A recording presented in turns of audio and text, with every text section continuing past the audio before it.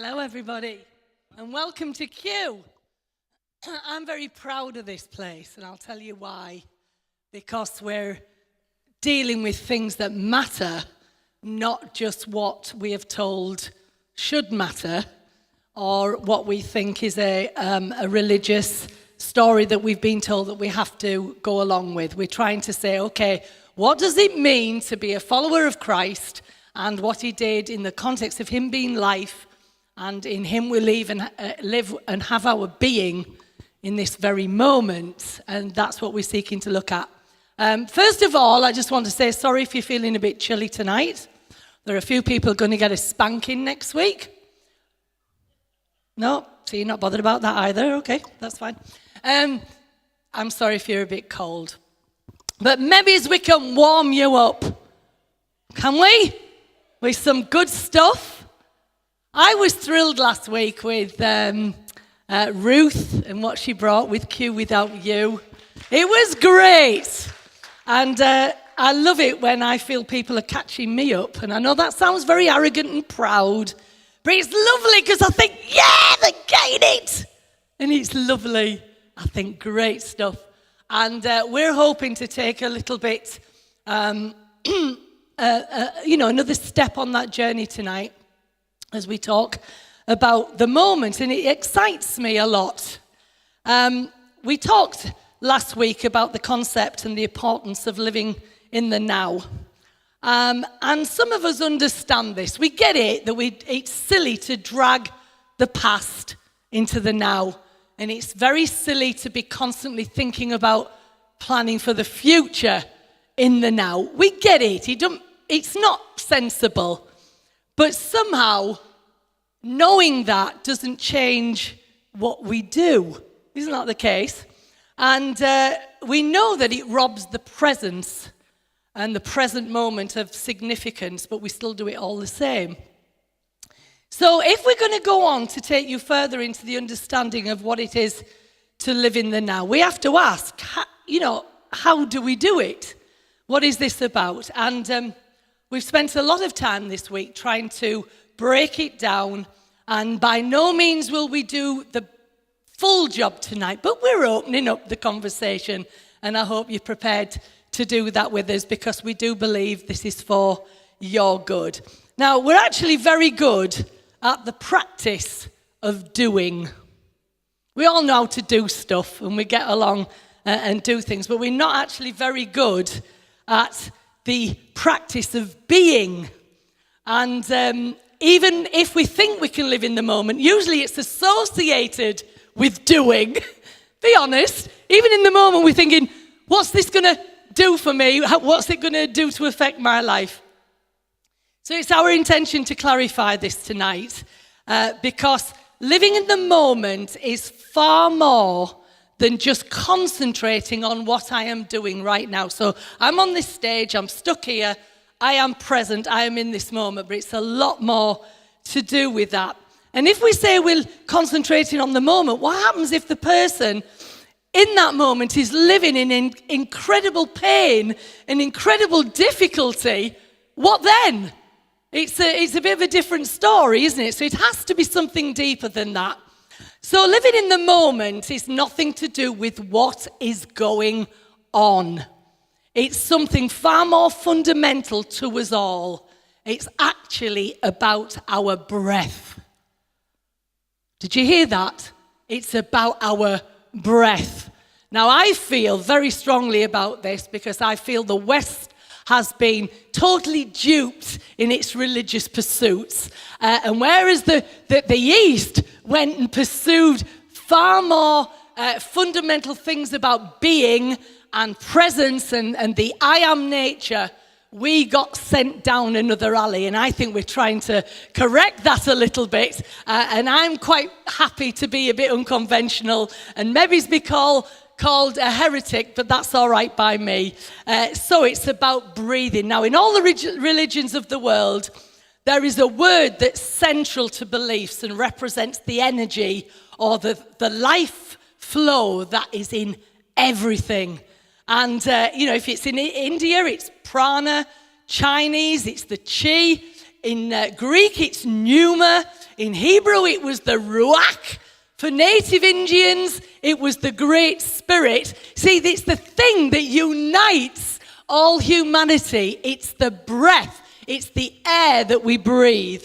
And we're going to talk about the importance of breath tonight. So are you aware, get this right from the start, that every time you focus, now I didn't say breathe, but I said focus on your breath, you actually focus on God. That is quite a powerful thing to say.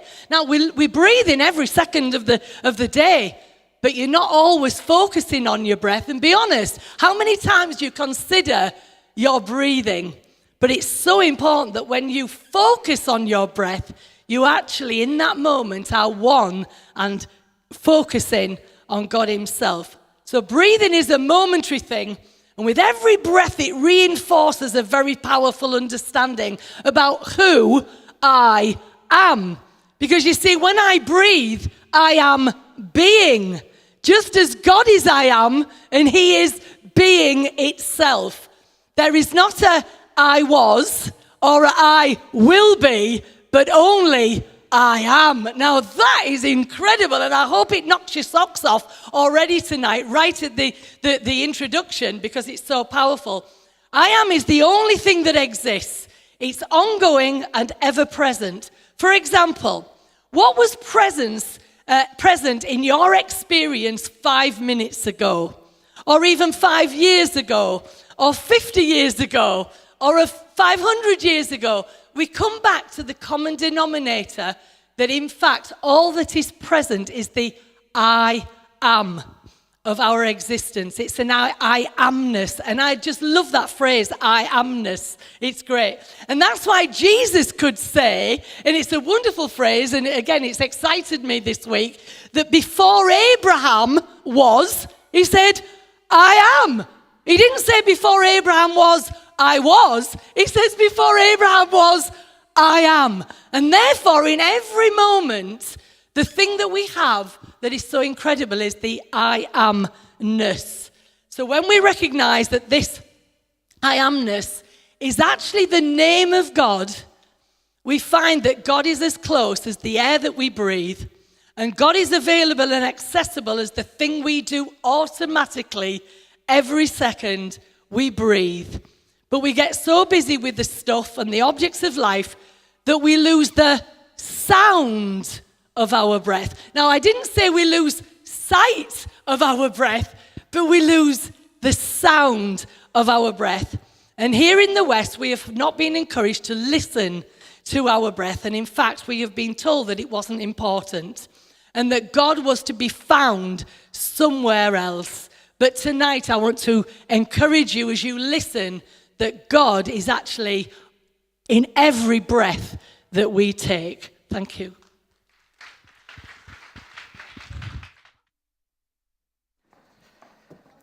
All right.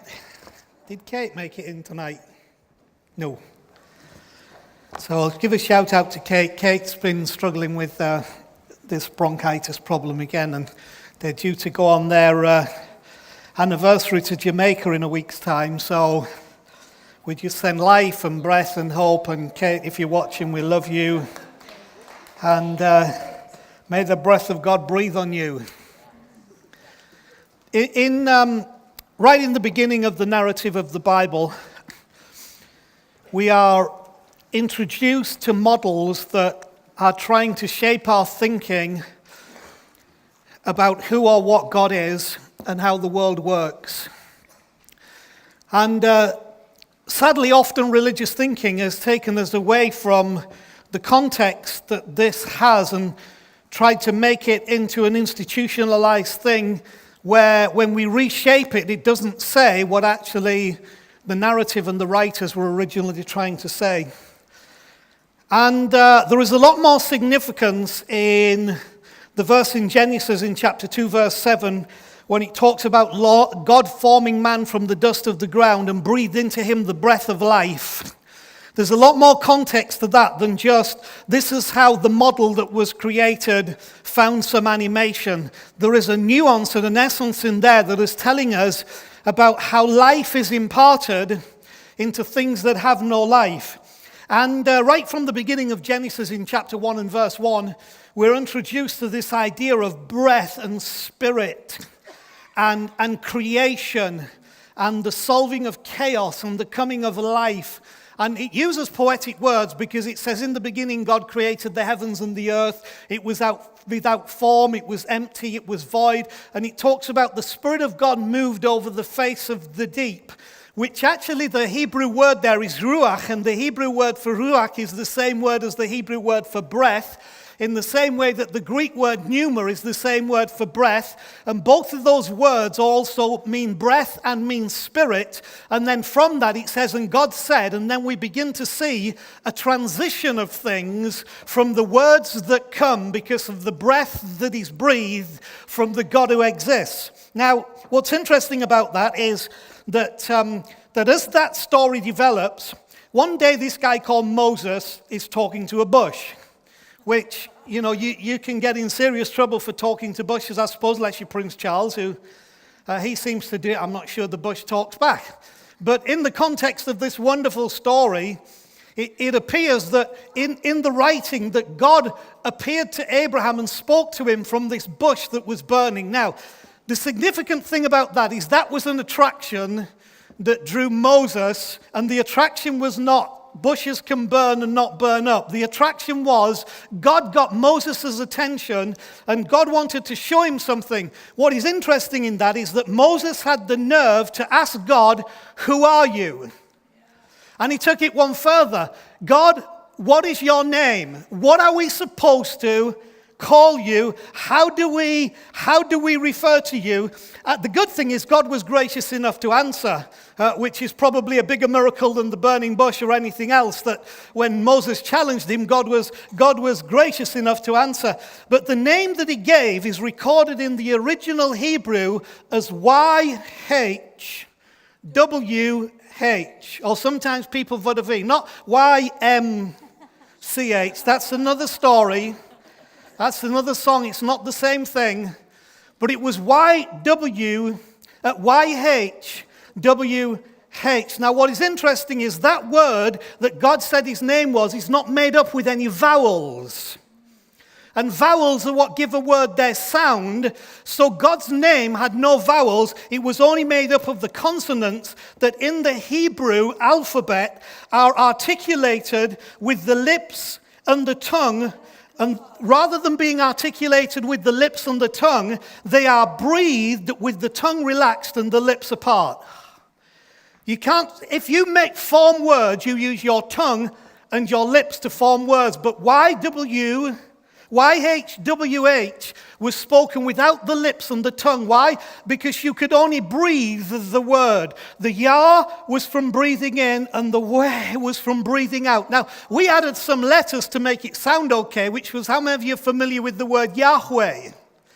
But in Yahweh, we added letters in there that were never meant to be there, which then turns it into something it was never meant to be, because we've now turned God into something that is measurable, that we can name, rather than something that has the power of breath that you cannot name, but its presence has creative energy with it. God breathed. And throughout the Bible, you will see God breathed. When he gave his spirit, he breathed. He breathed into dead bones in the book of Ezekiel. And every time God breathed, life happens. And life happens because he breathed. Now, what's interesting is this YHVH or YHWH, however you would be your way of writing it, was considered literally an unspeakable word for the Jews. And so Jews would never use that word because they said the name of God is unspeakable. And the problem is that they didn't do that because they insisted that the name of God was so holy that we dare not speak it because of how unworthy we are. But the truth is, we couldn't speak it because it wasn't a word that you speak. It's a word that you breathe. And you hear the sound of the breath. And when you hear the sound of the breath brings life. See, a wonderful question arises from this that I think is quite exciting to the imagination. What if the name of God is actually the sound of breathing? What if it's not something you locate down to a physical human tag of this is the name tag for the divine? What if it's bigger than that and greater than that and more than that, to where it actually is brought down to the sound of breathing? When we consider it this way, God is suddenly as available and accessible as the very thing that we do constantly, which is breathe. And one of the things religion does, it wants to make God inaccessible so itself can fill the gap between the inaccessibility of God and the failure of humanity. And so we create a priesthood between us and God. But you see, Jesus came to break that down. He became the breath of God, the Word of God made flesh, who was the breath of God, who came and brought that life. What's interesting is if our breath is the name of God, then the first thing a baby does when it's born is speak the name of God. Yahweh. And the last thing a person does before they close their eyes in this thing that we call death is speak the name of God. Each last breath declares the name of the Creator. Each first breath declares the name of the Creator. So think about the miracle of breathing. You can't take a breath yesterday and save it for today. And you can't take a breath today and save it for tomorrow. You can only breathe now. But what I propose to you is that in the wonder of the mystery of the divine and His creation, He made it that every moment that you breathe, God is present and God is sounding. And that sound can create within all of us because it's Yahweh. Speaking. The breath you breathe today. The now. See, this unspeakability has long been recognized, but now we know that it goes even deeper, and we'll cover more about that.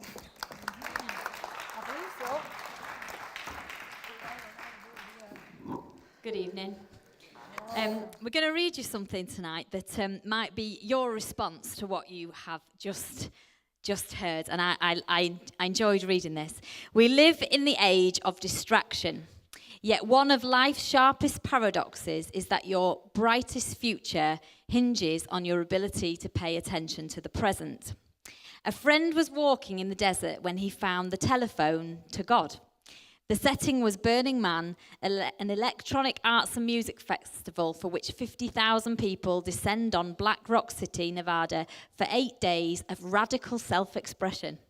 Dancing, socializing, meditating, and debauchery. What an event. A phone booth in the middle of the desert with a sign that said, "Talk to God," was a surreal sight even at Burning Man. The idea was that you picked up the phone and God, or someone claiming to be God, would be the other end to ease your pain. So when God came on the line asking how he could help, my friend was ready. "How can I live more in the moment?" he asked. Too often he felt the beautiful moments of his life were drowned out by a cacophony of self-consciousness and anxiety. What could he do to hush the buzzing of his mind? "Breathe," replied a soothing male voice. My friend flinched at the tired New Age mantra, then reminded himself to keep an open mind. When God talks, you listen. Whenever you feel anxious about your future or your past, just breathe, continued God. Try it with me a few times right now. Breathe in, breathe out. And despite himself, my friend began to relax. You are not your thoughts. Life unfolds in the present. But so often we let the present slip away, allowing time to rush past unobserved and unseized and squandering the precious seconds of our life as we worry about the future and ruminate about what's past.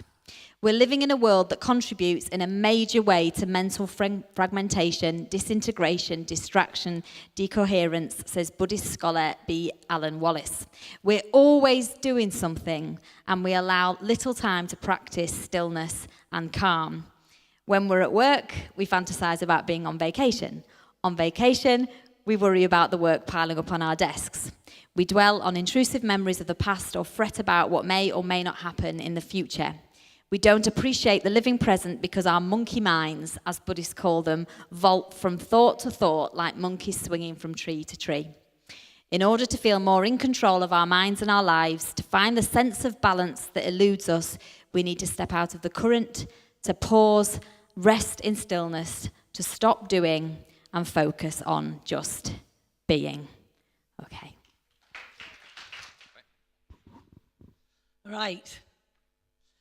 So, I always find that in 1 hour on a Sunday, we're having to be very quick at getting over the points that we want. And sometimes I don't think an hour's enough, but we do what we do very well, I believe. What you've just been watching there is, for me, a very, very powerful culmination of what we've been trying to say tonight, because we started off by saying that God was available and as accessible as the air that we breathe in our breathing in and out. But then by the end, we've come to the point where there's a guy who is bottling air and selling it to people because he is saying to them, this is what you need, and without it, you cannot survive. Now, if that isn't a picture of what has happened in our world with the free, wonderful gift of air that we have been given, and the association with that, like Anth wonderfully brought, that as we breathe in and we breathe out, we are breathing the name of God, yet we've been told that somehow it wasn't available to us. Isn't that what we've been told and what we've been encouraged to believe? And it always means then that it's somewhere out there, it's something that's got to be attained. We have to somehow find a way of purchasing it or being good enough to have it. And in the end, we somehow live with this lie that God is out there and I am here, and somehow that there's this great gulf between us when it's actually happening right here, right now. Now that's why that clip really thrills me, because if there's anybody so anti, and Anth wants me to use the word established religion as opposed to just religion, in order that it's not misunderstood. If anybody's upset with it, it's me, because I am tired of people being told that things aren't available right here, right now. It's on the very tip of their tongue. It's on the breath that they breathe, and that is where God is for us, every one of us. Now, can you see why I'm upset? And of course, you see what religion does. It creates the problem so that you have to have more. So you heard the line that it says, and of course, the smog from creating all the plastic bottles is going to make people buy more. And what do we see in the world? That people are constantly striving, which leads me to what was going on the stage. Did you see a lot of striving going on to blow that ball where he needed to go, round that thing? Why? Because they wanted to win. And it was a wonderful game. It was exciting, and there was something, in the whole idea of winning. And people like to win. But think of the striving that went on. At one point, the ball nearly fell down those stairs with Riley. And I must admit, for a minute, I'm thinking, what's going to happen? And you see, religion doesn't cover those things. What happens when your ball, or should I put it this way, your cheese falls off your cracker? Come on. What happens then? Oh, well, you didn't believe enough. You weren't good enough. You weren't this enough. It never covers those things, does it? And that's why what we've tried to bring tonight, and I hope it's inspired you, that we are telling you, don't settle for bottled air. Don't buy it. Realize that it's within you. It comes, and I love the idea of the baby. It takes its first breath, and then in the last breath that we ever take, the name of God is on in our breath. And then people will say, well, what happens then? Do you know what? The baby was here, and then took a breath and lived in another realm. What happens with us? We take our last breath here and we enter another realm. Don't ask me what that is. I don't care particularly. All I know is that we will breathe somewhere else, because the breath of God is infinite. It is never going to stop. It is ongoing. It's ever present, and it's forever part of the whole construct of it all. Now, just very quickly, because we've got just a couple more minutes, there's a little parallel with a story that I once read in a book, and I won't read it, I'll just try to remember it. It's a little bit of parallel to a merchant standing by a river and selling water to people, saying that if you're thirsty, here, come and have some water, and you can buy some water from me. And what we're really getting at in this whole thing tonight is that don't be duped. You have got the air in your being, you've got the breath inside of you, and every breath you take. Now, let's just go with this for a second. Even in psychology, we are told that if you get yourself in a real state, just stop for a moment and breathe and listen to your breath, and immediately it will start to calm you. Now, why is that? Because most of the time, our breathing escalates with panic. Why? Because we're worried, we're getting ourselves all. But if we bring it just down into the moment and just listen to the sound of our breath, we find that things start to level out and we become at one with the moment. Now, again, most of the time, we can't leave the past and we can't leave the future alone. Therefore, we're only ever, like Ruth said last week, we're borrowing. We're borrowing from the past.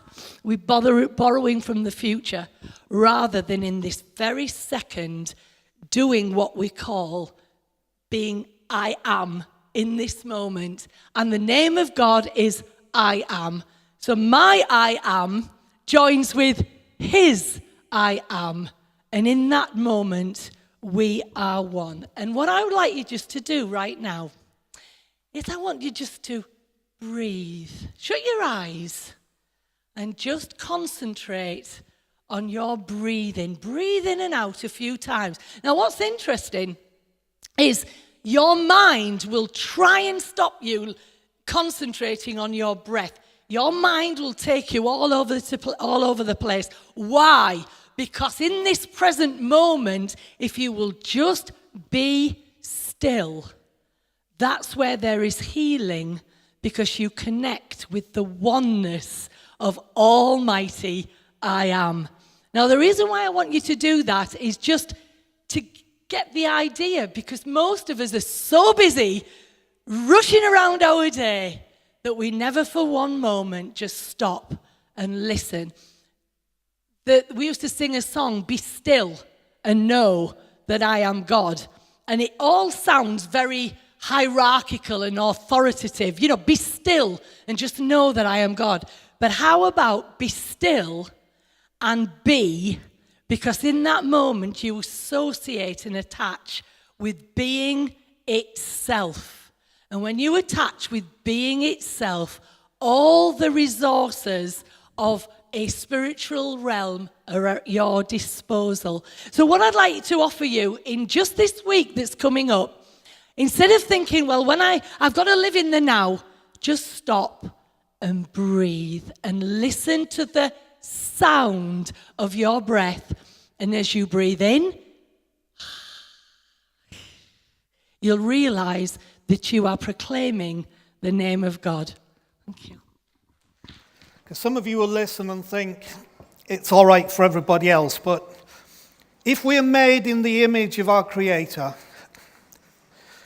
and if we believe that the universe is a created thing and not an accident or by chance, then it would mean that who we are reflects who God is. Otherwise, for all of you that say we're made in his likeness and his image, if you don't believe that, you don't believe we're made in his likeness and his image. You believe we're made in some lesser thing. And the reality is this, that how many of you since you walked in this building tonight have thought about breathing? You see, there are two ways that we work that God has created in us and in the universe. One is called voluntary. Voluntary, I can lift my arm, I choose to lift my arm. I can turn my head, I choose to turn my head. But I have no control over breathing. So I can breathe fast, I can breathe slow, but you're going to breathe. You are going to breathe. You will not stop breathing. You will breathe because it's called involuntary. Every major organ in your body operates involuntarily, which means you put no effort or design into making it do what it's supposed to do. It does it because you were made that way. My point is this, that we breathe involuntarily because God built that into us so that every one of us, all of the time, are breathing in the essence of who He is and breathing out the essence of who He is. So He is all around us, just like the oxygen, and He is within us, is outside of us, is within us, and we breathe. And the consequence of that is something called life. You actually don't have to try to do everything you need to do in order for that divine life to flow in and out of you. It's already happening. What you have to do is acknowledge it, recognize it, and live with it in this moment as you breathe. As Chris said, when you breathe in and breathe out, live in this moment and with gratefulness thank the Creator, the divine God, that He is with you, He is in you, He is upon you, He is around you, and what will flow out of you will always be life. Receive it tonight, make it yours.